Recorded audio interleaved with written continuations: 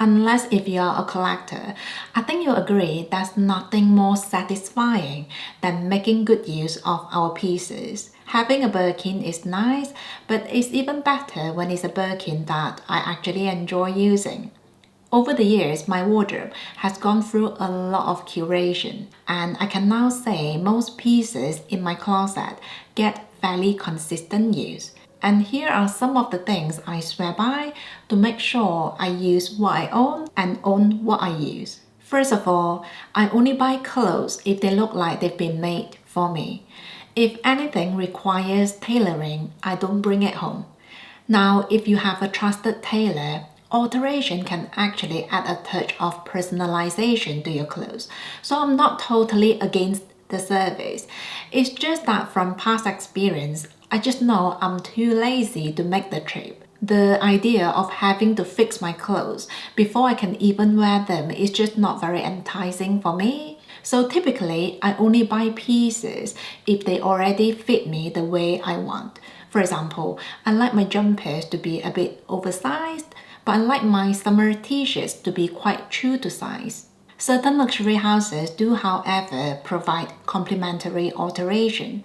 When I bought my Burberry trench coat, the sleeves were too long, but they measured me there and then. It required no effort on my part. So for me, the only exception is when alteration is already part of the package. The next one is something that took me years to come to terms with, and that is fully accepting my lifestyle. You see, when I'm not trying to live like someone else, that's when my wardrobe can truly serve me. I don't need a massive closet of dresses because I only attend the very occasional weddings. I do, however, really enjoy my cozy jumpers, so it makes sense for me to have a small collection of them. And let's not forget about occupation. I feel like this really should be addressed more on social media because our jobs can have such an influence on the way we dress. If you are a yoga instructor, for example, your closet will look quite different compared to someone who has a 9-to-5 job, such as a lawyer. I worked as a dentist for 13 years. Even though I've always enjoyed bracelets, I couldn't wear them when I was working. So it was really silly of me to purchase the Cartier Love bracelet.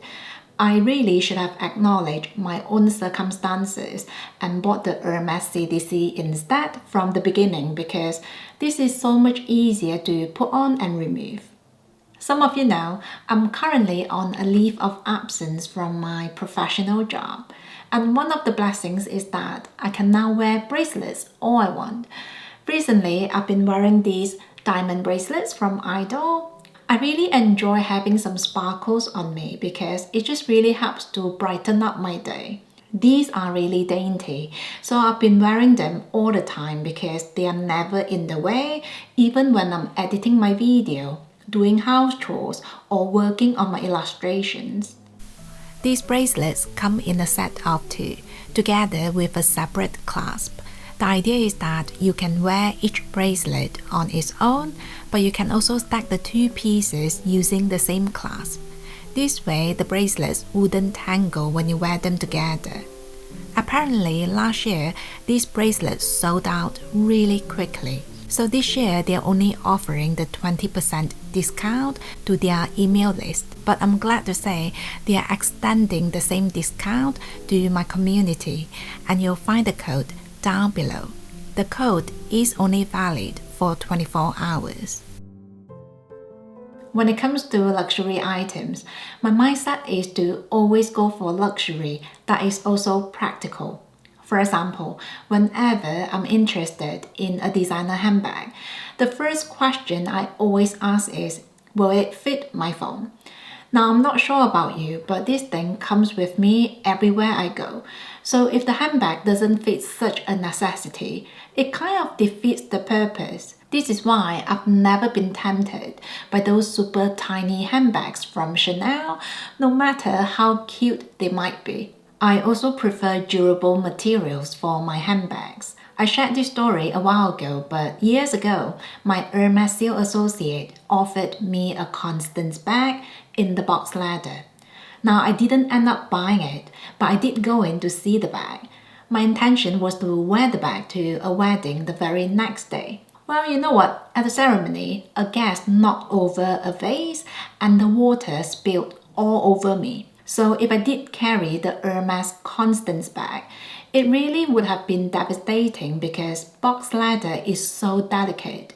Ever since then, I just prefer textured leather way more. The fact that I don't have to baby my luxury handbags means I'm using them a lot more. Speaking about not having to baby my things, I also don't go for designer brands for everything. In fact, defining my own saves and splurges is one of the best things I've done for my wardrobe and my bank account. I feel like it's quite natural to be more protective when something is more expensive, but certain items are meant to sustain more wear and tear. I mean, you can't wear a pair of Chanel trainers to a hiking trip and expect them to stay pristine. I believe we all have moments where we just do not want to worry about our things getting dirty or worn out.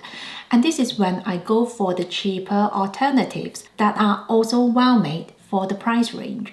For example, my Longchamp is durable, low-key and waterproof. I never have to worry about being caught in the rain, and I don't mind putting the bag on the floor. So I often prefer my Longchamp to my Louis Vuitton Totally when I travel. Another example is when I go for a walk. This is when I just want to enjoy the nature and the fresh air, and so everything I wear is purposed to get dirty, wet and muddy without me being heartbroken. So I often wear my Vans trainers together with my trusty Kipling backpack. For me, mixing designers with the high street brands has made my wardrobe a lot more flexible and dynamic. Beyond style and fashion, another reason I use most things in my closet is because everything I own is very accessible. Now the logic is simple. It's always easier to use something when that thing is easy to get to. This is why I really believe in decluttering, because it means I'm removing the unnecessary chaos and I'm also reserving the physical and mental space for the things that do serve me. After a lot of curation, I'm now at the point where I don't keep anything in storage. My wardrobe carries everything I wear for all 4 seasons of the year. Having easy access means nothing ever gets forgotten. I also use everything in my closet because I now have a better understanding about my own body shape. As a result, I buy pieces that will complement my figure, not because they look nice on the models or the bloggers. Sometimes it can be quite disorientating to shop online because most models are a lot taller and skinnier than I am. I mean, I can't tell you how many times I bought things because they look amazing on the model, but when I put on the same clothes, it just wasn't the same look. I wish I knew I didn't have the wrong figure, I just hadn't come across the right pieces yet. And for me, understanding my own body shape is the key component to finding the right pieces that I actually enjoy wearing. Over the years, I've also learned the art of not settling. I'll just keep this one simple and just say this. The right handbag in the wrong color, size, hardware or leather is still the wrong handbag. For me, missing out is better than making a purchase of compromise. I now apply this mindset to everything I buy, and it has really paid off. Something else I do to make sure I use what I own is, every time I buy something, I don't just look at the item itself. Looking at the bigger picture prevents my wardrobe from expanding exponentially. To help you visualize this, let's say I want to buy a new dress today that goes with nothing in my wardrobe. This means I now have to buy a new handbag, a new pair of shoes, and a new coat. The problem is, all these new items might only look nice with that new dress. Therefore, the cost per wear will be extremely high. In fact, that was the reason I always felt like I had nothing to wear, even though my wardrobe was overflowing. Whereas now my wardrobe is smaller, but it's also a lot more coherent. So sometimes the answer is not always owning more, but it's about finding the right pieces, just so everything flows nicely together. Another reason I use everything I own is I do not follow trends. Most things I own are fairly simple and timeless. I like to spend money on things that I can wear for years, not just a season or two. The older I get, the more I see trends as simply a source for ideas and inspirations, not something to be chased. I think you'll agree that certain trendy items are very time specific. So what looks the most trendy right now might look very last season in a year or 2 years' time. So trying to keep up is a never-ending rat race. But if you buy the item because you really love it, you will enjoy wearing it even when the trend is supposedly gone. I always think it's a bit bizarre when fashion magazines say things like yellow is the color for the year 2023 and why we shouldn't wear skinny jeans anymore because they are no longer in fashion. Now they might be the experts, but we can also choose not to put ourselves in those boxes. Personally, when I cut out these noises, that's when I started having more clarity about my own personal style. When it comes to the things I own, I'm definitely a very practical person. I like that I'm making good use of them and they are not just sitting there looking pretty. If you have any other good tips to suggest, please share them down below. That's it from me. Thank you for being here. Take care and I will see you soon.